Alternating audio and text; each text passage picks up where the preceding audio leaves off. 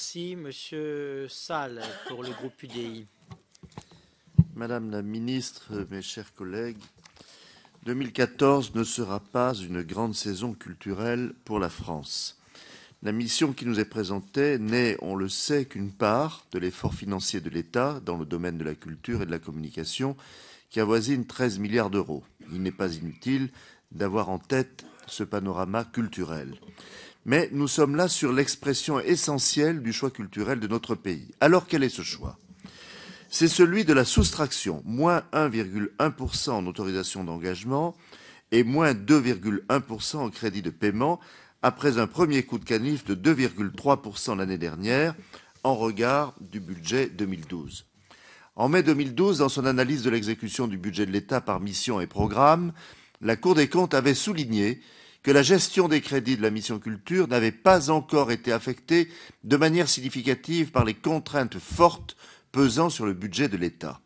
Nous avons, au cours des mois précédents, réfléchi à plusieurs reprises au sein de la Commission des affaires culturelles et d'éducation et à l'occasion de plusieurs textes qui étaient proposés à la discussion à l'exception culturelle française.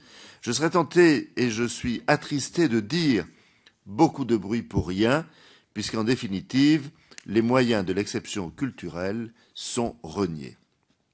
Comment exciper d'un sens singulier à donner à la culture pour en faire un levier de référence et de développement dans un environnement mondialisé, mais aussi un vecteur d'innovation sociale si d'emblée on se prive du premier ressort de l'action. Et pour éviter d'être désagréable, je n'évoquerai pas vos promesses, que dis-je, vos assurances de sanctuarisation tombées aux oubliettes.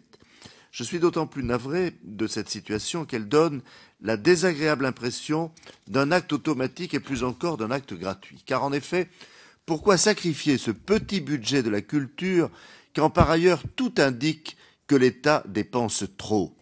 C'est ce que nous dit en tout cas le Haut Conseil des finances publiques par la voix de son président Didier Migaud, qui note que les prévisions de déficit ne correspondent plus aux engagements précédents du gouvernement.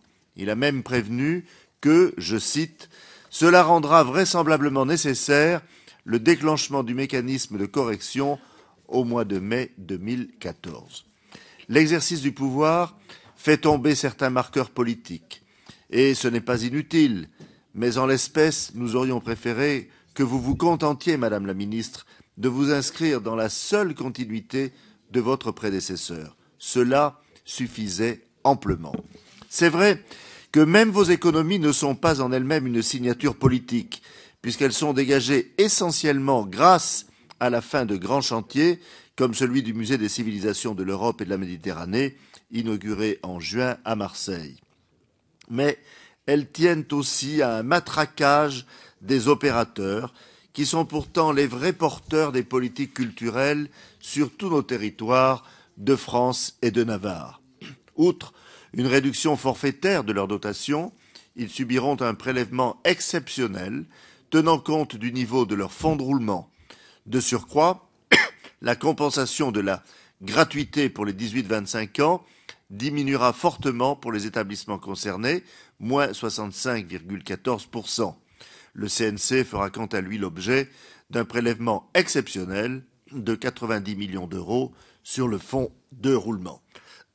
La potion de ce programme 175 est amère pour les passeurs de culture et pour la culture populaire, au risque de l'amputer de sa jeunesse.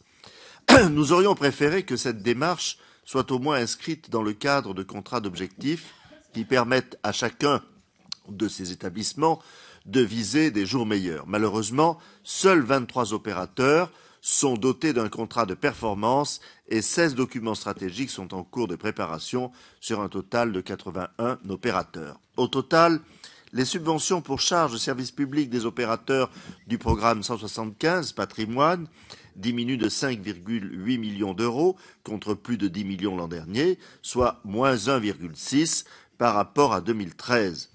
Le programme 131, création, subit une réduction globale de ses crédits de près de 4%.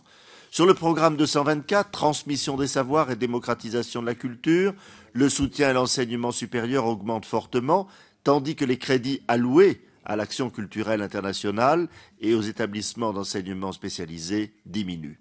Vous avez donc troqué l'activisme culturel que l'on pouvait l'espérer selon vous, que l'on pouvait espérer de vous, contre une logique comptable d'austérisation, parce que s'il fallait de l'austérité, d'autres budgets s'y prêtaient beaucoup mieux. Par là où nous pouvions espérer un signe de réveil et de vie, un nouveau souffle, nous ne percevons plus qu'un filet d'air, celui qui exalte une culture essoufflée. Où sont les objectifs? Où est la méthode? Quel encouragement pour les talents? Quel projet culturel pour les Français et pour la France? Nous ne sommes pas devant un choc esthétique, mais devant un choc historique dans le pays où l'État a toujours fait le pont entre l'art et la société. Madame la ministre, votre budget exprime une réalité. La culture n'est pas du goût des conservateurs et aujourd'hui l'on sait d'où sont et où sont les conservateurs. Dans ces conditions, le groupe UDI ne peut approuver cette mission budgétaire relative à la culture.